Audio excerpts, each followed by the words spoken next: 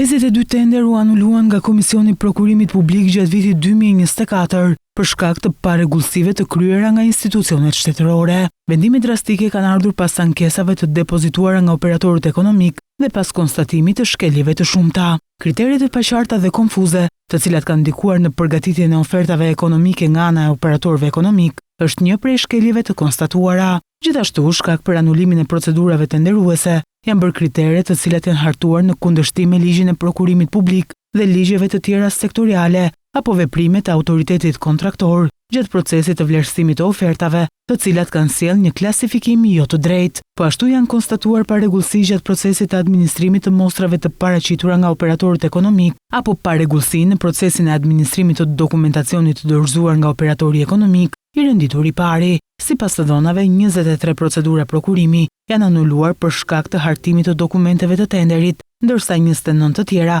për ankesa të paraqitura në fazën e kundërshtimit të vlerësimit të kryer nga autoriteti kontraktor. Gjatë vitit 2024, në sistemin e prokurimeve elektronike u publikuan 7168 procedura unike për prokurime publike me vlerë totale prej rreth 330 miliard lek, ndërkohë që në total, gjatë vitit që shkoi u dorëzuan 1151 ankesa nga operatorë të ndryshëm ekonomik. Në rang kombëtar, janë ankimuar 11.5% e procedurave unike të prokurimit mbi kufirin e blerjeve të vogla dhe ankimuar 9.9% e fondit limit të procedurave të publikuara.